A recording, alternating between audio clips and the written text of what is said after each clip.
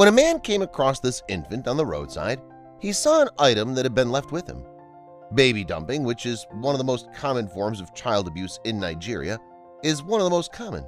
Despite the fact that this practice is not new, the regularity with which it's currently conducted, as well as the negative implications it has on the newborns involved, has brought it to a level of serious social problem that requires prompt intervention. The causes, trends, and consequences of Nigeria's baby dumping phenomenon are investigated in this article. As a starting point, let's look at the situation. A quota sampling technique was used to select 100 market women for the study, resulting in a total of 100 participants. The information was acquired through separate, in-depth interviews and focus group sessions. The ethnographic summaries and content analysis utilized to evaluate the data were extremely helpful. The notion that the phenomenon of infant dumping is intricate in nature was one of the conclusions. A variety of factors have been identified as contributing to its occurrence, and it's been recognized as having a wide range of social and health effects for the newborns who are dumped. According to the conclusions of this study, in order to effectively combat the problem, a swift shift from the current reactive strategy to more proactive preparation is essential. Residents awoke to find a baby wrapped in a white cloth, abandoned in the middle of the road, surrounded by garbage cans. They awoke in front of St. Thomas Anglican Church in Mile 2, Daibu, Port Harcourt River, Slate, yesterday.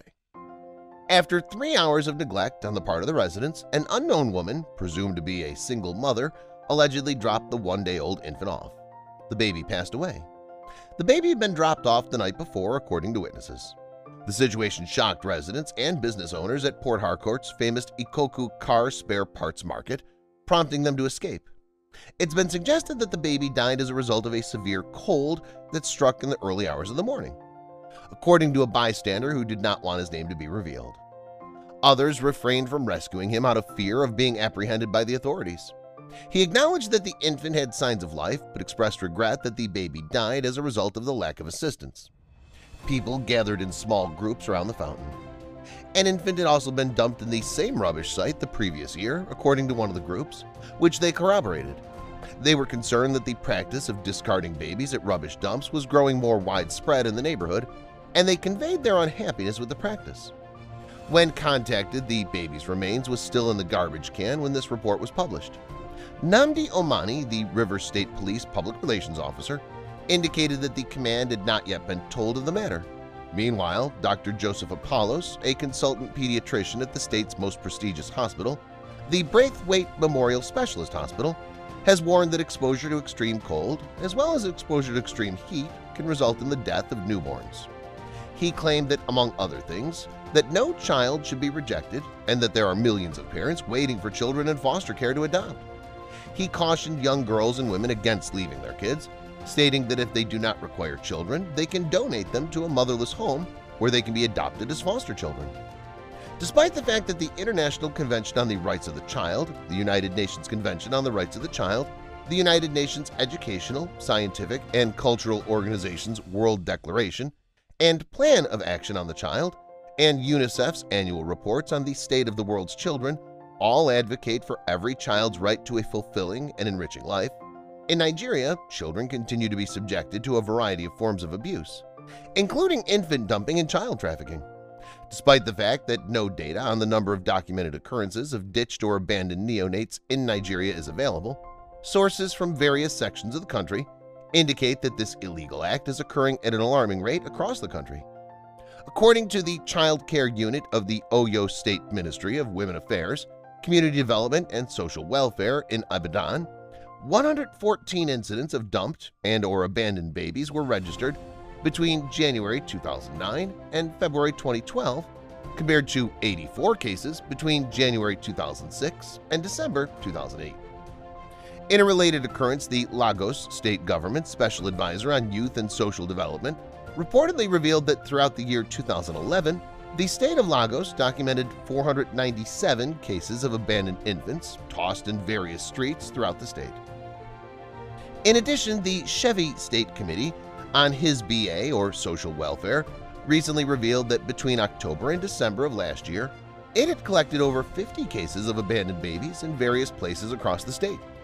The recent rise in baby dumping in Nigeria reflects a dramatic break from traditional Nigerian or African social-cultural beliefs, which place a high value on pregnancy and child-rearing, with childbirth expected of every family and a kid viewed as a blessing.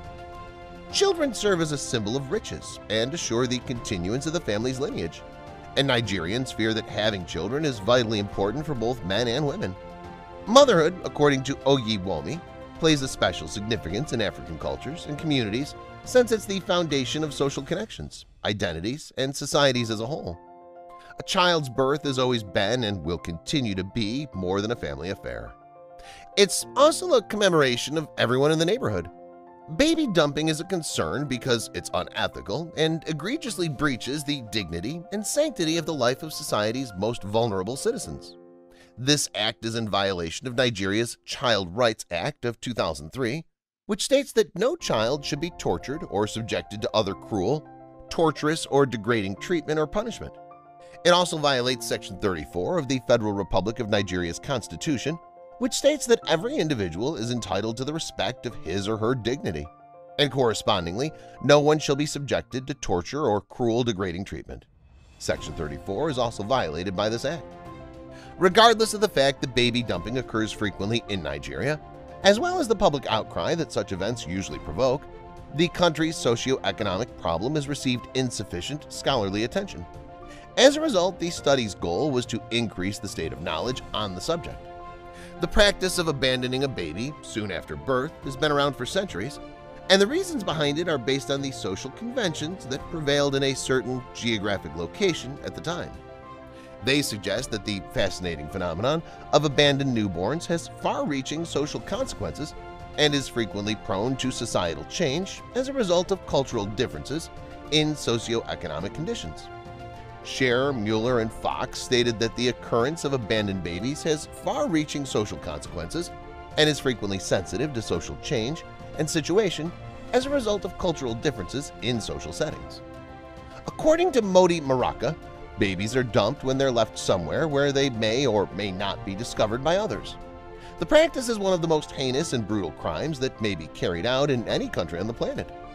Baby dumping, according to Cindy's author, is a violation of all essential parental obligations, including providing nourishment, safety, and direction to children throughout their most vulnerable stages of life. Babies who are abandoned at birth endure a lifetime of uncertainty and their identity and genetic background.